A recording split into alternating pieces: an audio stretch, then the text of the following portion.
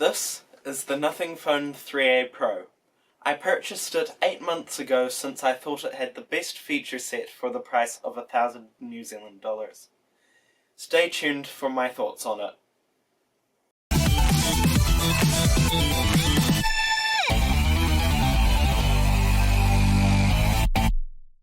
First, let's go over the specs of this phone. It has the Qualcomm Snapdragon 7S Gen 3 SoC, which has 1 prime, 3 performance and 4 efficiency cores.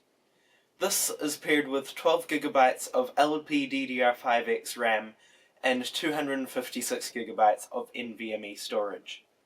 It has a 6.77-inch 1080 by 2392 resolution OLED display with a peak brightness of 3000 nits, refresh rate of 120Hz, and HDR10+ support.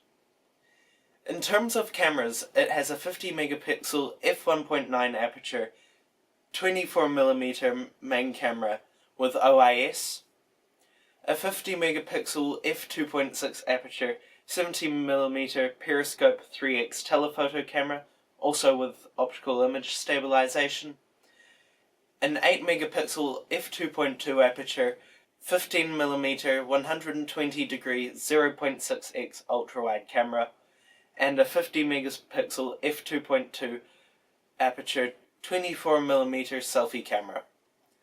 The main cameras can record video at 4K up to 30fps or 1080p up to 120fps, and the selfie camera can record at 4K up to 30fps or 1080p up to 30fps.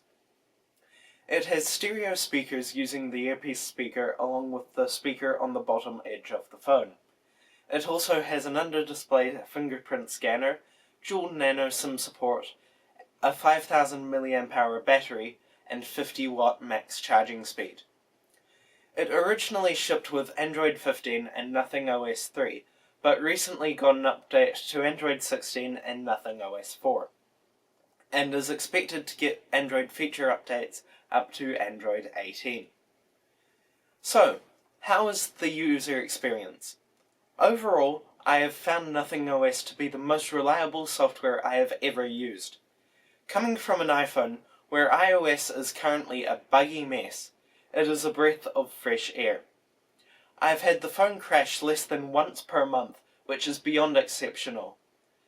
The user interface is simple, runs smoothly, and is well optimized. Nothing's implementation of AI I have also found to be better than any other more mainstream companies, and they are not trying to force it upon the user. Essential Space is actually useful, as it can save anything in one spot quickly, being voice notes or screenshots. Nothing also added the note-taking feature I suggested to Essential Space. That leads on to my next point of how community-driven Nothing is as a company. Unlike almost every other company, Nothing actually takes the time to listen to user feedback to make the user experience better. When I requested the feature or found a rare bug, I got a swift response from Nothing's team, not an automated response.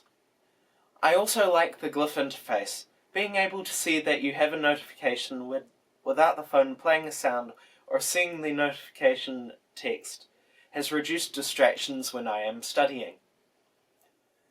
The phone is on the thicker side, especially with the enormous camera bump, but it is worth it for the large battery capacity.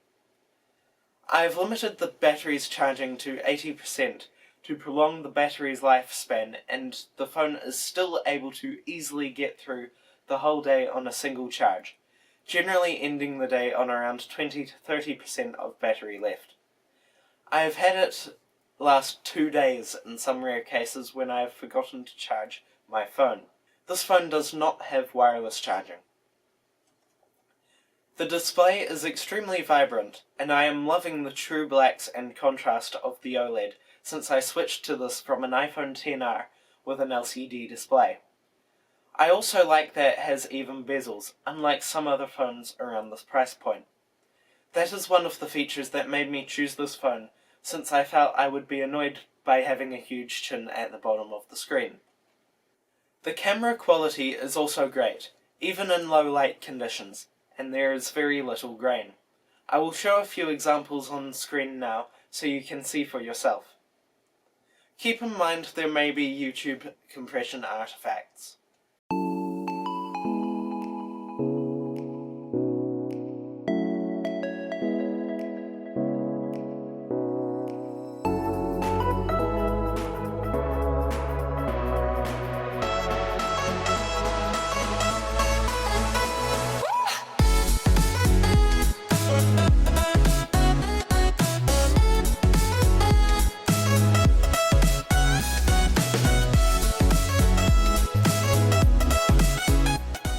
I am very impressed by the zoom of the camera system. With up to 60x digital zoom and 3x optical zoom, it is quite the upgrade from my old iPhone XR. The speakers sound great and are loud. Let's play some music. Plenty of bass in there for smartphone speakers, and they sound good. They aren't distorting or anything. This is the first phone I have had with 5G cellular connectivity. It is great having the extra speed and snappiness when browsing the internet. So, what's the catch? The only slight catches are processor performance, water resistance, and software support. While the Snapdragon 7S Gen 3 isn't underpowered for this price point, and provides more than enough grunt for this phone, it is roughly on par with Apple's flagship A13 Bionic from 2019. At this price point, you shouldn't be expecting cutting-edge performance, just better efficiency than the processor from 2019. It only has an IP54 rating, which means it is not rated for water submersion, and only has 3 years of Android feature updates, which is on the lower end now, with many Android manufacturers having 4 to 5 years of feature updates now. It still gets 6 years of security updates though. Overall, I am very happy with my purchase, and I don't expect that opinion to change. I recommend this phone for people who want a good bang for the buck, since this phone has relatively balanced features, and only cuts corners where it makes sense to. The phone has good battery life, cameras, incredible software, and a great display. I wouldn't recommend this to people who are into heavy mobile gaming, where you would want a phone with a lot more processor performance than this one. So that is pretty much it for this video. I also forgot to mention how great it is having a 120Hz display coming from the iPhone XR. It just makes the whole thing feel a lot smoother. And I think that's about everything. Yeah, this has been a great phone for me. I wouldn't say I'm an extreme phone user, but I do use a lot of applications at the same time. This thing's handled it great. So thank you for watching this. I hope you have enjoyed this video. Remember to like, share this video with your friends, comment down below what questions you might have, or if you've got any suggestions for future videos, and I'll see you guys next time. Bye!